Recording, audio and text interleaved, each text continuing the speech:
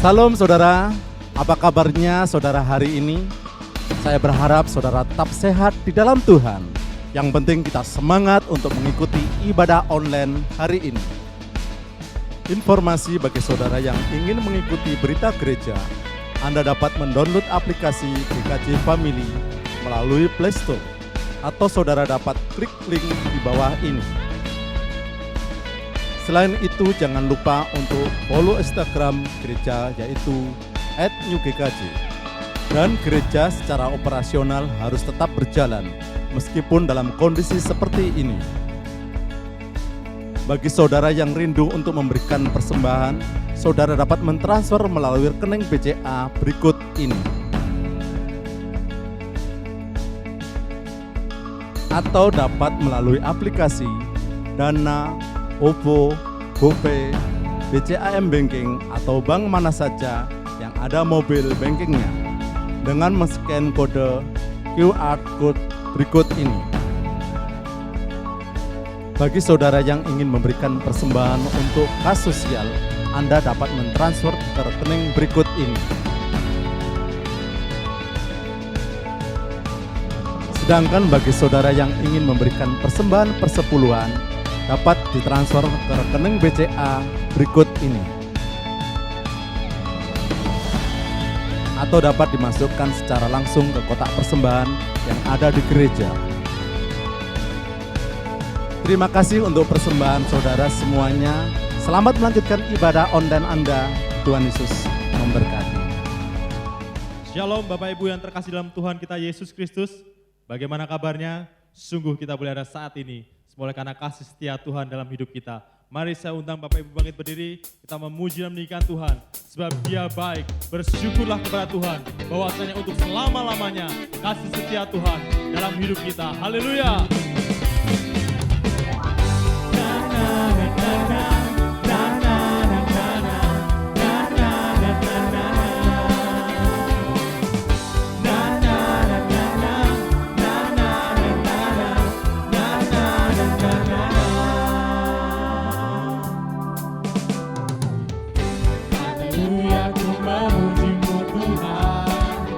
Karena kasih-Mu tak berkesudahan.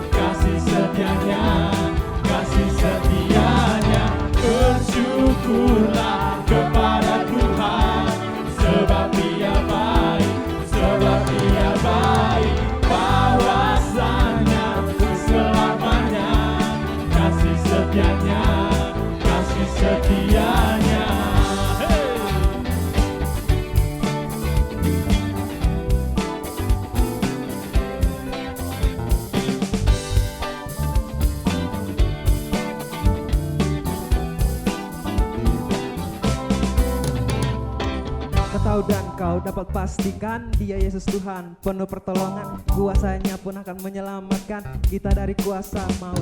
Yap, Dialah Yesus Tuhan. Kita panggil Dia dengan penuh keagungan, karena hanya Dialah Tuhan sumber kekuatan, pertolongan dalam kesesakan. Kita panggil Dia dengan nama Yesus, karena hanya Dialah Sang Penebus, bertahta di tempat maha kudus dengan api kuasanya yang terhunus.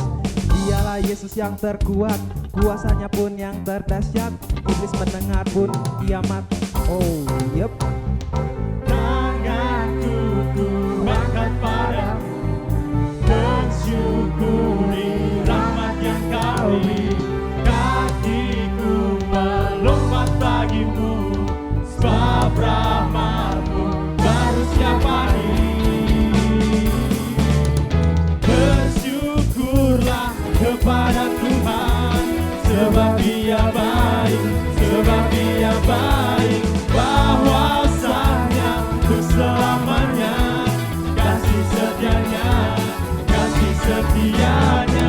Bersyukurlah kepada Tuhan, sebab Dia baik, sebab Dia baik. Bahwasanya untuk selamanya, kasih setianya. Bersyukurlah, bersyukurlah kepada Tuhan, sebab Dia baik, sebab Dia baik. Bahwasanya untuk selamanya, kasih setianya, kasih setianya. Na na na na na, na na na na, na na na na na na na na na, na na na na na, na na na na na, na na na na.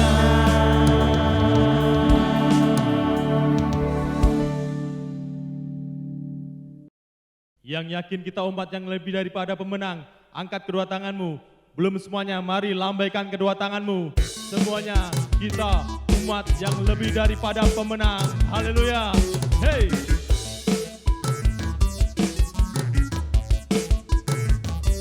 Haleluya. Kibarkanlah panjinya, Yesus Raja segala raja. Haleluya. Bangkitlah gerejanya, kita lebih dari pemenang.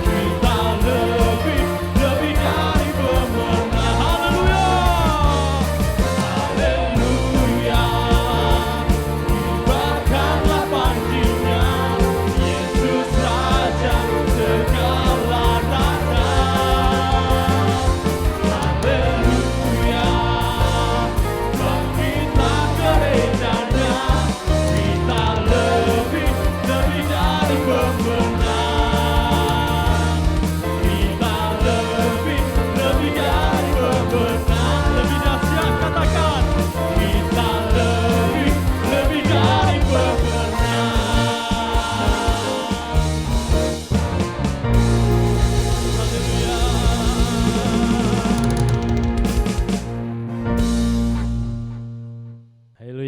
Sebelum kita mendengar firman Tuhan, mari kita satu di dalam doa.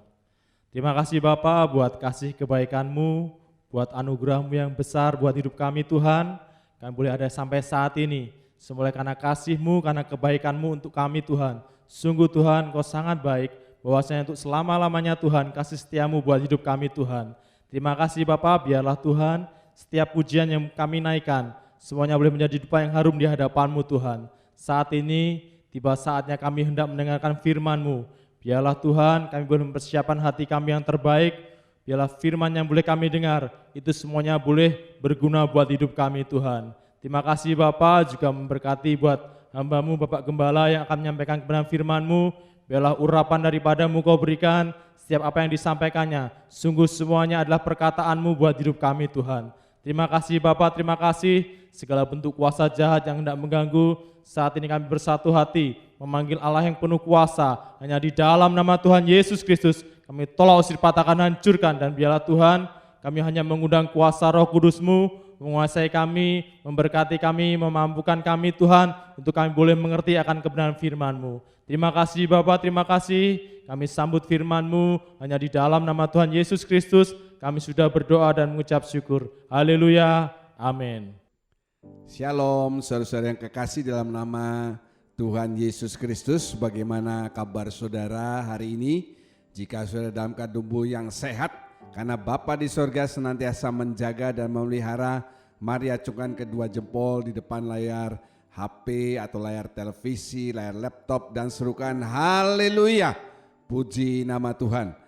Kembali kami Gereja Kristus Japan kepada ibadah online karena angka COVID yang semakin naik hari demi hari, dan untuk mencegah klaster-klaster baru, kami kembali ibadah online per 4 Oktober 2020.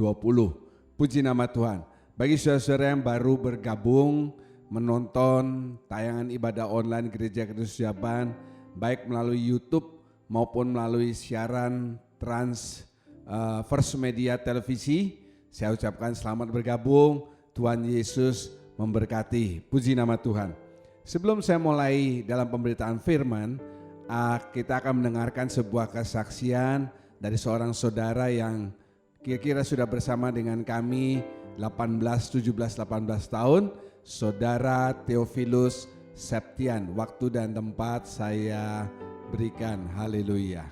Shalom, perkenalkan nama saya Theophilus Septian Tandri. Pada minggu ini saya boleh diwisuda di Universitas Bali Internasional, Fakultas Ilmu Kesehatan, program studi farmasi klinis.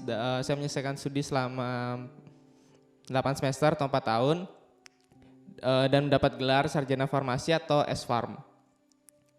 Pertama, saya mengucap syukur kepada Tuhan karena kebaikan Tuhan, karena kemurahan Tuhan. Saya masih boleh berada di sini, juga untuk Om John untuk kesempatan yang diberikan, juga untuk orang tua dan teman-teman yang selama ini bantu dalam doa juga.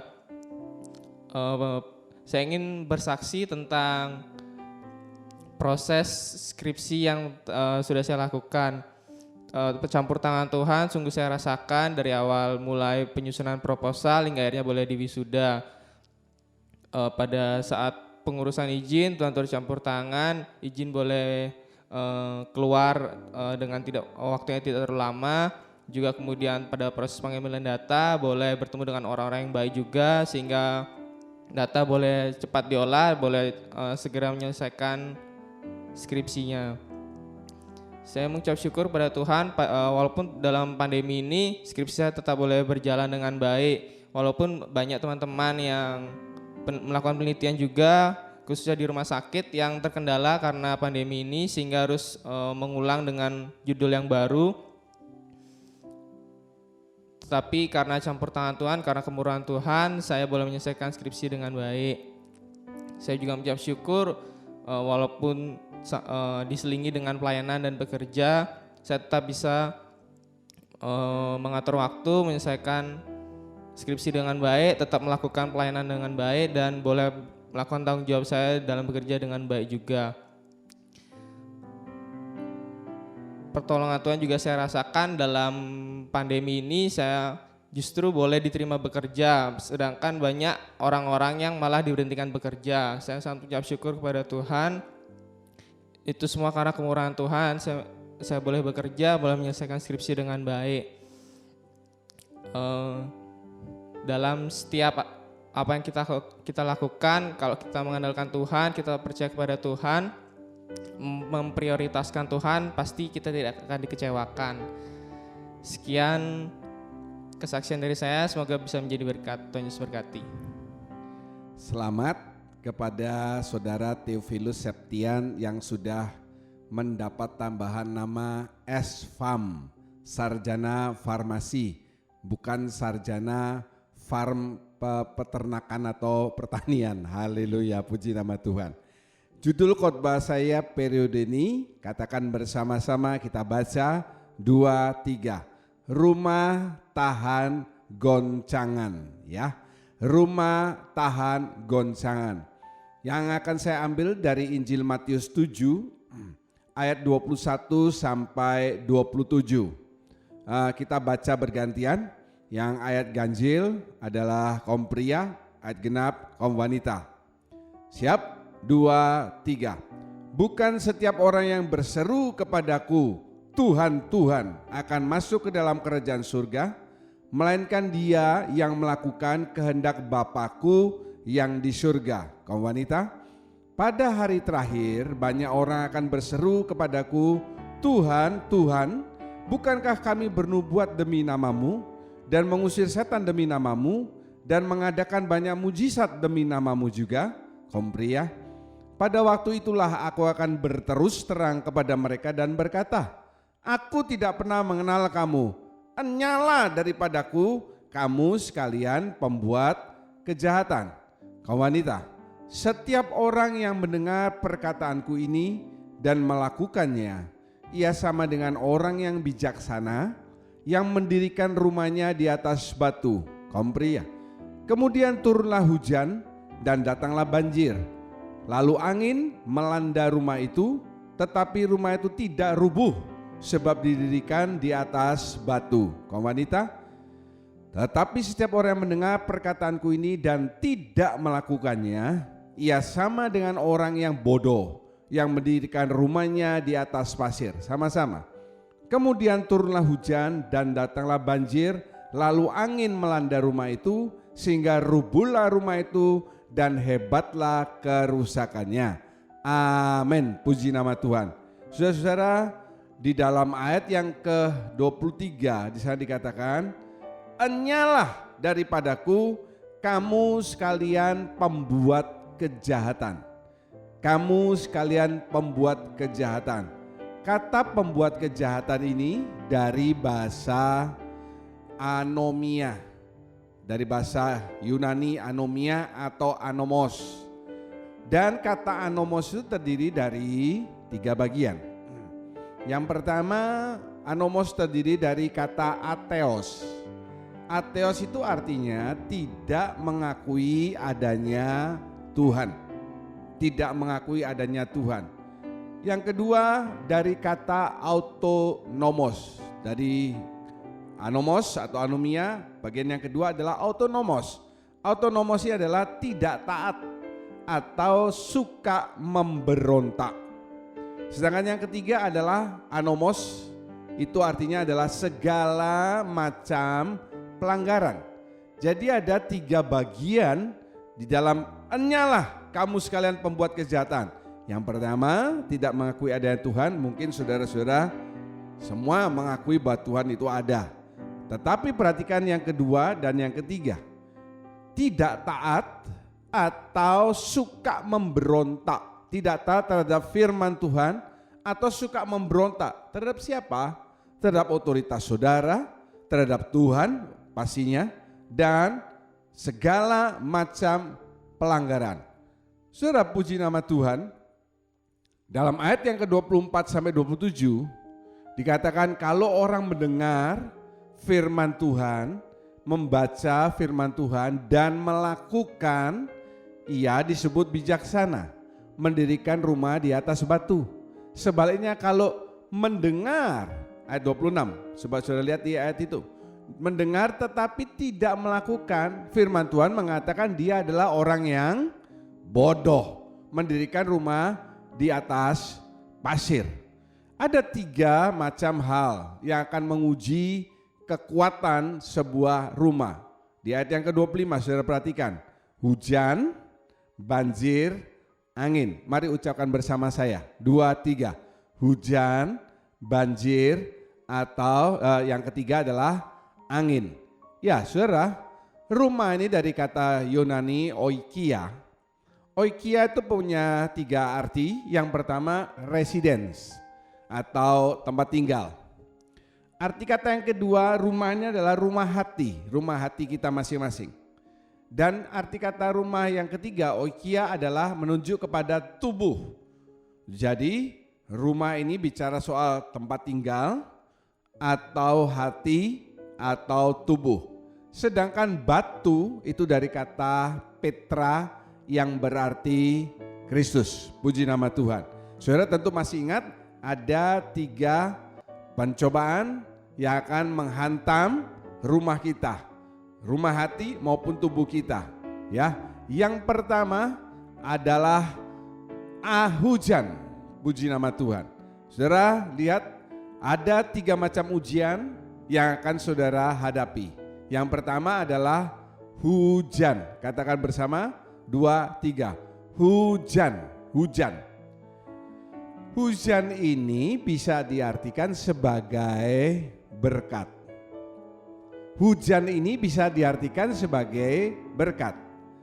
Kekayaan itu saudara-saudara adalah senjata dari iblis yang paling ampuh. Untuk apa? Untuk menjatuhkan dan menjauhkan saudara dari Tuhan. Sekali lagi saya ulangi. Kekayaan, harta itu adalah senjata iblis yang paling ampuh untuk menjatuhkan atau menjauhkan saudara dari Tuhan. Saudara, kalau ada di tempat negara-negara yang maju di Eropa misalnya, itu gereja-gereja di sana sungguh kasihan. Banyak gereja-gereja yang tadinya besar, jemaatnya ribuan, sekarang merosot habis, dan bahkan gereja-gereja itu dijual, dialihfungsikan, entah itu sebagai museum atau dialihkan untuk rumah ibadah agama lain atau hanya untuk sebagai tempat jujukan wisata. Kenapa demikian? Karena sudah tidak ada anggotanya. Kenapa demikian? Karena mereka sudah makmur, sudah nyaman, sudah dalam comfort zone, sehingga tidak lagi memerlukan Tuhan Yesus. Itu menjauhkan dan juga bisa menjatuhkan kita. Karena semakin banyak harta, sebenarnya firman Tuhan mengatakan semakin banyak diberi, semakin banyak diminta pertanggungan jawab. Tapi orang tidak memperhatikan yang ke sana. Dan firman Tuhan juga mengingatkan, di mana hartamu, di situ hatimu. Jadi semakin banyak harta kita, hati kita otomatis tidak lagi condong kepada Tuhan Yesus, tetapi beralih condong kepada harta tersebut. Betul ya saudara ya? Kalau saudara ketinggalan Alkitab misalnya di gereja, ya sampai rumah ketinggalan Alkitabnya. Waduh, di mana Alkitabnya? Ketinggalan nih di gereja. Sudah dah, nanti minggu depan aja ambilnya. Tapi coba kalau misalnya dompet saudara yang ketinggalan, langsung segera balik ke gereja. Di mana hartamu, di situ hatimu. Haleluya. Hujan lebat ini, kelimpahan pemasukan dapat membuat saudara mulai berpaling dari Tuhan dan kebenaran. Saat-saat masa COVID gini kita tidak bicara soal kelimpahan pemasukan ya. Banyak dari kita yang justru merosot pemasukannya, di PHK dan lain sebagainya. Tetapi ini bicara yang lalu atau mungkin nanti ke depan. Kan kita tidak ingin supaya masa COVID ini berkepanjangan, betul ya? Kita ingin kembali normal seperti dulu. Nah, Kalau berkat-berkat mulai datang, kelimpahan pemasukan, hati-hati saudara. Itu bisa membuat saudara sedikit demi sedikit berpaling dari Tuhan dan kebenaran. Karena Tuhan di dunia ini cuma ada dua, Tuhan Allah dan yang kedua Tuhan Mamon. Saudara mesti memilih, tidak bisa bertuankan dua Tuhan. Firman Tuhan mengatakan demikian. Jadi kalau saudara hatinya condong kepada harta, otomatis kepada Tuhan Allah kita akan renggang hubungannya, mulai berpaling dan mulai merasa nyaman, mulai merasa secure, mulai merasa enak. Karena apa? Karena keuangan, deposito dan lain sebagainya ini sudah membuat kita anyem. Itu adalah senjata iblis yang paling ampuh. Jadi ujian pertama yang akan datang menghantam rumah saudara ini adalah bicara soal berkat atau hujan. Puji nama Tuhan. Bagian yang kedua, ujian yang akan datang menghantam rumah atau hati atau tubuh saudara, firman Tuhan mengatakan datanglah banjir. Mari kita ucapkan bersama-sama banjir. 2, 3, banjir. Yang pertama hujan, yang kedua adalah banjir. Banjir ini saudara dapat diartikan sebagai hal-hal negatif yang akhirnya diterima sebagai hal yang lumrah. Saya ulangi, saudara perhatikan di slide. Banjir ini bisa diartikan sebagai hal-hal negatif yang akhirnya diterima sebagai hal yang lumrah. Jadi tidak lagi dianggap sebagai hal yang negatif, tetapi ya sudah biasalah, sudah lumrah. Apa saja banjir itu? Saat ini saudara, dunia sudah dibanjiri, sudah dilanda istilahnya. Saya kasih dalam tanda petik dibanjiri, sudah dilanda oleh beberapa kebudayaan negara-negara besar. Yang pertama bagian yang A adalah dari Mesir. Apa ini? Dibanjiri dengan kebudayaan yaitu roh keterikatan. Roh keterikatan. Hati-hati dengan roh keterikatan. Ini adalah juga cara iblis supaya saudara tidak maju, tidak meningkat iman saudara. Karena apa? Karena kaki saudara ini diikat, dipegang. Tidak bisa bebas, tidak bisa maju ke step iman, ke step kerohanian yang lebih tinggi. Tetapi saudara terus putar-putar di tempat. Karena apa? Karena diikat kakinya, kayak ayam yang diikat kakinya itu. Roh keterikatan. Keterikatan dengan apa Pak? Ya saudara yang bisa jawab. Mungkin saudara keterikatan dengan anak saudara. Iya, bingung terus sama anaknya. Atau keterikatan dengan harta saudara. Atau keterikatan dengan pekerjaan saudara. Terus terikat dengan pekerjaan nomor satu, pelayanan nomor 2. Atau pelayanan bahkan nomor sekian sudah terlupakan. Saudara terikat dengan hobi saudara. Saudara terikat dengan macam-macam. Hati-hati. Nanti ini akan dianggap sebagai hal yang apa? Hal yang lumrah, yang biasa. Ya. Dan ini adalah cara iblis berupa banjir yang akan membuat saudara habis. Kebudayaan yang kedua itu berasal dari negara Asyur. Apa ini? Roh perpecahan. Roh perpecahan. Roh perpecahan ini melanda semua aspek. Coba kita lihat dari yang paling kecil, skala rumah tangga. Banyak rumah tangga yang mengalami perpecahan. Suami, istri, orang tua, anak, mertua, menantu dan lain sebagainya. Perpecahan di mana? Di pekerjaan, di kantor, ya, kongsi, kerjasama, makin besar, satu titik, ya ribut, pecah. Perpecahan di mana lagi? Di gereja, ya, gereja anggota 50 orang bersatu, 100 bersatu, 200 bersatu. Makin banyak, 300 sudah mulai ada bibit-bibit kesombongan. Akhirnya 300 pecah jadi 3. 100 ya, kalau 100 yang lainnya mungkin ada beberapa dari mereka yang pergi ke tempat lain. Roh perpecahan ini melanda di mana-mana. Apalagi negara, keributan dalam negara, perpecahan yang terjadi, agama juga. Ya, agama A, ada yang alirannya ini, aliran itu, aliran apa, ribut. Lalu mereka mendirikan sendiri. Perpecahan itu terjadi di mana-mana. Dan perhatikan, dianggap sebagai hal yang apa? Yang biasa, yang lumrah. Udah biasa kalau perpecahan. Padahal Yesus itu ingin supaya kita ini makin bersatu dan makin bersatu. Haleluya.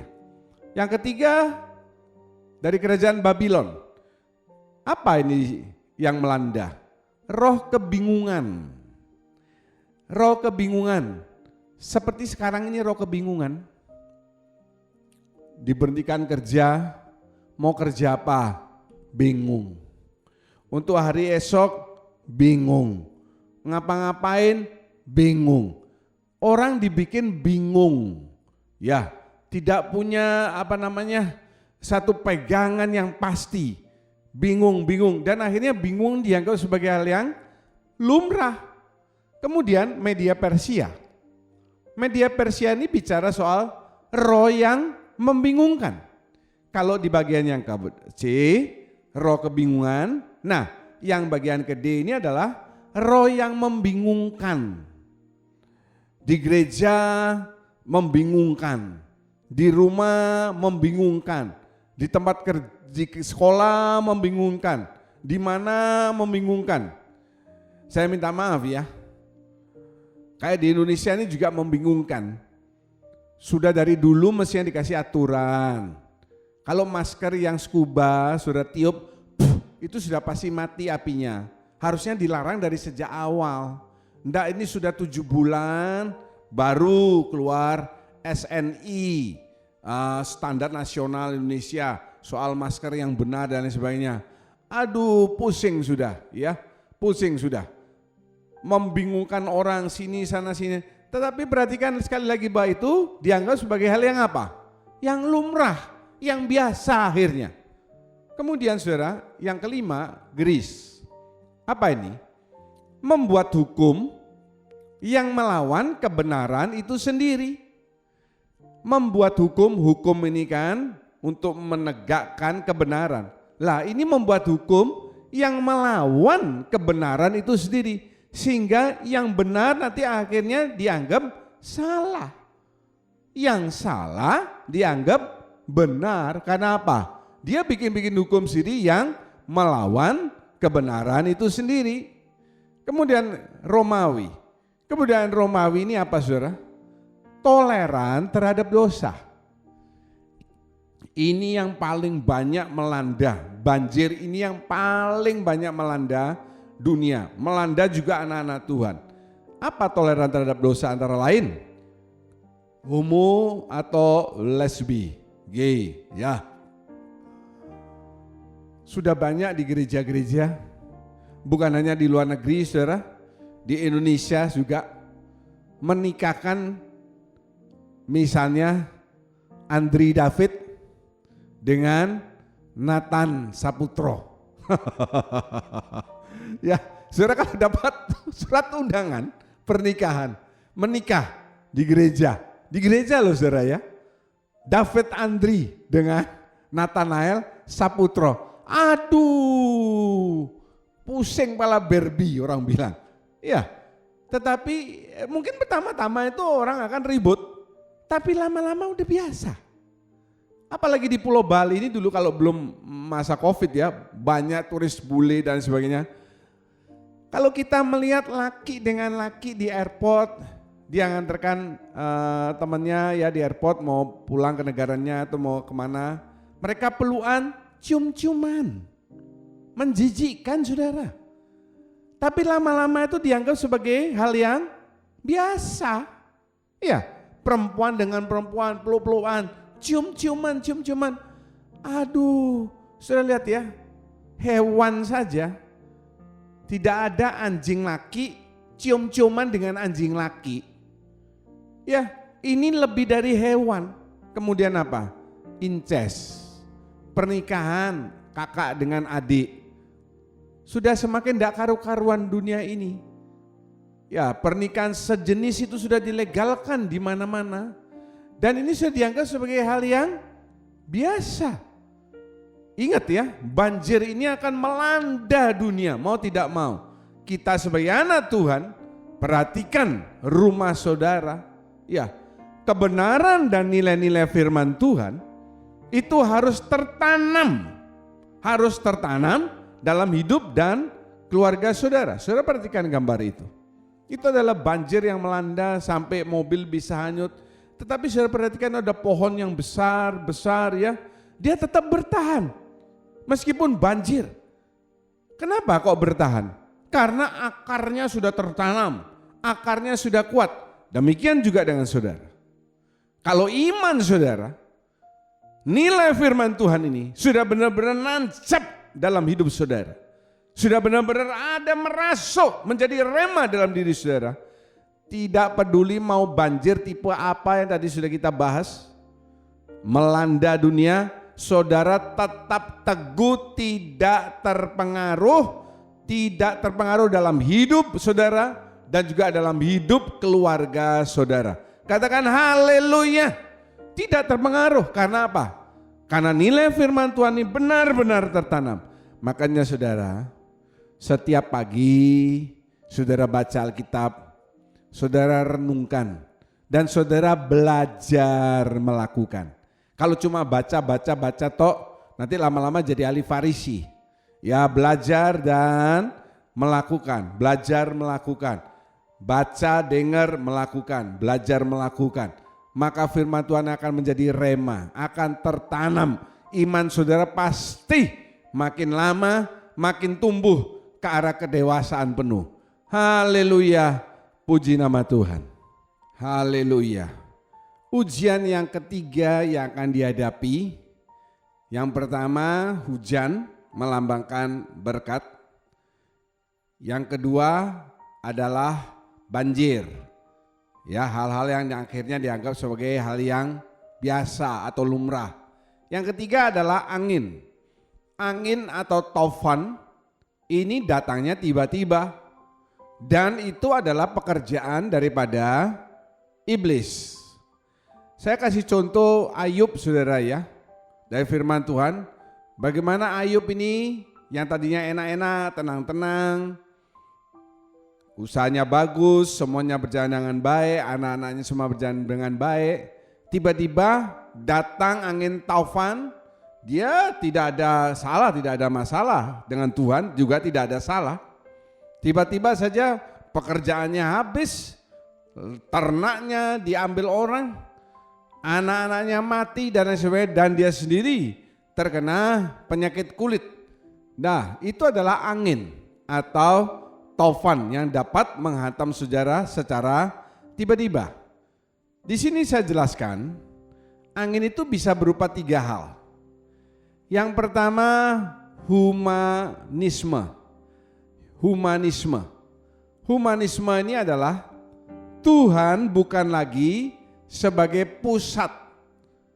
Tuhan bukan lagi sebagai pusat dari kehidupan kita, tetapi apa? Berubah menjadi aku ini pusat kehidupannya. Ini bahaya sekali saudara. Tuhan bukan lagi sebagai pusat, tetapi aku yang menjadi pusat. Nanti lagu yang akan kita nyanyikan, Engkaulah alasan selamaku hidup. Tuhan itu harus jadi alasan, pusat kita hidup itu untuk apa? Untuk Tuhan, karena Tuhan, oleh Tuhan. Nah itu perhatikan saudara. Karena apa? Karena lama-lama nanti akan menjadi kristofobia. Apa itu kristofobia? Kristofobia adalah sikap anti terhadap segala sesuatu yang berbau kekristenan. Apakah ini bisa melanda orang Kristen Pak? Loh, why not? Ya, lama-lama segala sesuatu yang berbau kekristenan saudara lalu anti. Mau tahu contoh yang gampang? nanti saudara keenaan ibadah online. Lama-lama kalau gereja sudah buka, ibadah normal sudah berjalan, saudara akan males datang ke gereja. Enak di rumah saja. Pak, kok enggak ada rekaman ibadah online? Lama-lama anti terhadap hal-hal yang berbau kekristenan. Ini humanisme. Angin yang kedua itu hedonisme. Hedonismenya adalah hidup mewah tanpa memikirkan dan mementingkan orang lain. Saya tidak mengatakan orang Kristen tidak boleh hidup mewah, tidak. Kalau saudara benar-benar berharap kepada Tuhan, bersandar kepada Tuhan, hidup benar dalam kehidupan saudara, dalam pekerjaan, dalam pelayanan, pasti Tuhan memberkati. Haleluya, puji nama Tuhan. Tetapi masalahnya di sini adalah tidak memikirkan atau mementingkan orang lain. Semuanya harus ke yang pertama tadi, ke aku semuanya. Mau hidup mewah, tidak memikirkan orang lain, tidak mementingkan orang lain. Padahal firman Tuhan mengatakan dalam hidupmu bersama, pikirkan kepentingan dan perasaan orang lain juga. Itu firman Tuhan mengatakan demikian. Tetapi hedonisme ini tidak pusing dengan orang lain, yang penting dirinya enak. Angin yang ketiga adalah heresis. Apa heresis ini? Heresis ini artinya Yesus murni ilahi. Yesus ini adalah Allah yang turun menjadi manusia. Dia ini 100% Allah. Sehingga Yesus ini tidak punya nafsu apapun. Yesus tidak perlu makan sebab dia tidak ada nafsu lapar, tidak ada punya nafsu makan. Yesus kalau waktu dipukul, dicambuk tidak sakit sebab dia itu Allah 100%, kebal dan lain sebagainya. Itu adalah pandangan yang sangat menyesatkan saudara. Karena waktu Yesus datang ke dunia, dia 100% sebagai manusia, bukan sebagai Allah. Allah yang menjelma menjadi manusia. Inilah angin-angin yang akan menggoncangkan iman kita. Jadi saya ulangi sekali lagi saudara, ada 3 macam ujian yang akan melanda kehidupan saudara. Dari ayat yang ke-24, 25, perhatikan sekali lagi di slide. Kemudian turunlah hujan, datanglah banjir, lalu angin. Nah, sekarang kalau rumah hidup saudara ini dibangun di atas batu karang, di atas batu itu adalah Petra, Kristus, landasannya Kristus, bukan cuma ngomong tok, tapi tunjukkan lewat perbuatan, lewat sikap saudara. Saya ulangi, bukan saudara ngomong tok, oh aku berlandaskan Kristus, tetapi dalam masa seperti sekarang ini kelihatan itu cuma ngomong tok atau memang betul saudara hidup di atas batu karang yaitu Kristus. Tunjukkan.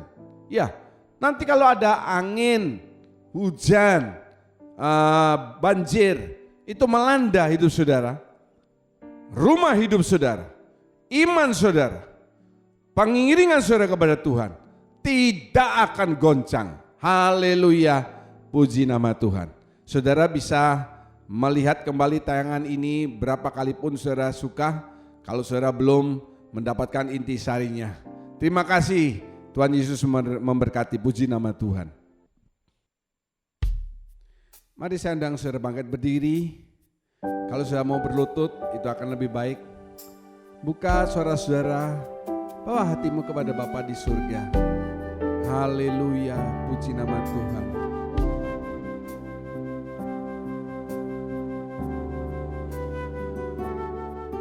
Ku hidup karena anugerah-Mu,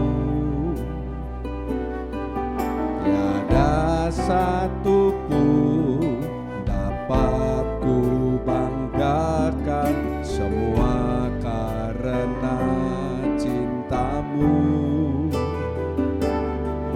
Ini hidupku, pimpin jalanku. Yesus pegang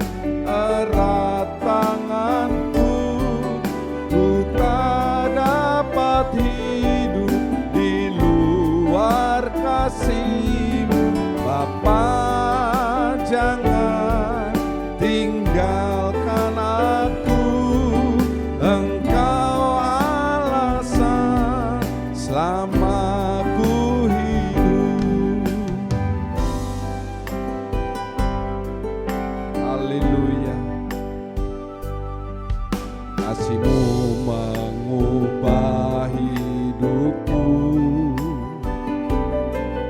Kau memilihku, selamatkan hidupku, semua karena cinta-Mu. Ini hidupku, pimpin jalanku. Yesus pegang erat tanganku, ku tak dapat hidup di luar kasih-Mu. Bapa, jangan tinggalkan aku, Engkau alasan selamat. Naikkan kedua tanganmu, haleluya. Yesus pegang erat tanganku, ku tak dapat hidup di luar kasih-Mu.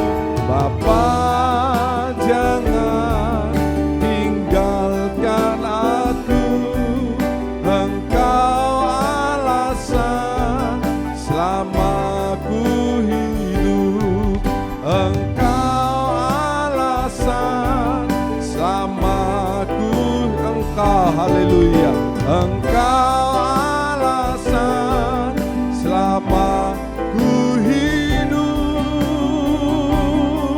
Mari semua ucapkan syukur.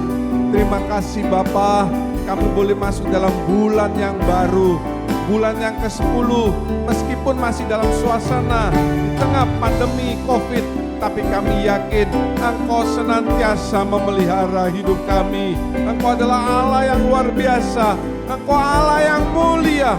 Mari bawa rohmu kepada Tuhan. Ya la la la la la la la la.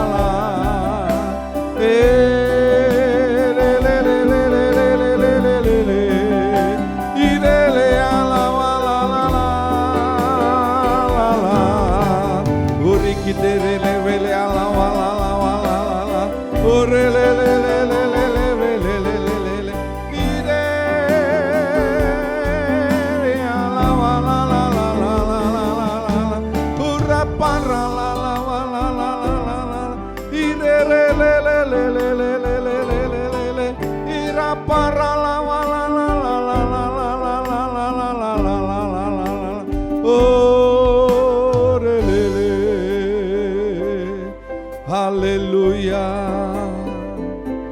haleluya, haleluya. Terima kasih Bapa di surga. Firman Tuhan hari ini mengingatkan supaya kami memperhatikan setiap kehidupan kami masing-masing. Karena akan ada 3 ujian yang melanda hidup kami. Hujan, yaitu berkat. Kiranya berkat-berkat yang datang dalam hidup kami tidak menjauhkan kami daripada Engkau. Yang kedua adalah banjir yang melanda dunia ini dan akhirnya dianggap sebagai hal yang lumrah. Kami tetap berpegang teguh karena firman Tuhan adalah firman Tuhan.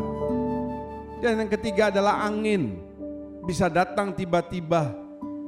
Kami tidak terpengaruh karena rumah kami berdiri kokoh di atas batu, yaitu Tuhan Yesus Kristus. Terima kasih Tuhan. Kami yakin meskipun kami melalui masa sulit saat-saat ini, Tuhan tidak pernah meninggalkan kehidupan kami. Terima kasih untuk kasih setiap perlindungan pertolongan-Mu. Mari kita menengadahkan kedua tangan, kita angkat wajah. Katakan amin untuk setiap pernyataan firman Tuhan yang engkau yakini kebenarannya. Pada saat ini kami percaya tingkap-tingkap surga terbuka. Engkau sedang memandang kami dengan wajah kasih-Mu untuk mencurahkan berkat-berkat yang kami butuhkan untuk setiap aspek kehidupan kami. Terima kasih, berkati tangan anak-anak-Mu yang akan berkorban, memberikan persembahan untuk membantu pekerjaan Tuhan. Di saat yang sulit, gereja, operasional gereja tetap harus berjalan. Baik yang melalui QR Code, melalui BCA, atau datang ke gereja menaruh persembahan mereka, Bapa akan memberkati. Semua yang sudah terlibat dalam perekaman ibadah online ini, Tuhan memberkati kehidupan mereka. Semua tangan yang memberikan persembahan kudus sebagai tanda ketatan mereka terhadap Engkau, Tuhan juga memberkati sesuai janji firman Tuhan. Terima kasih berkat dari Bapa, Anak, dan Roh Kudus, kesehatan, kekuatan, penjagaan, perlindungan melimpah dalam kehidupan kami. Segala puji syukur kami naikkan dalam nama Tuhan Yesus. Semua orang mengasihi Tuhan mengakhiri dengan amin. Terima kasih. Sampai berjumpa dalam tayangan ibadah online Gereja Kristus Jaban minggu yang akan datang. Haleluya.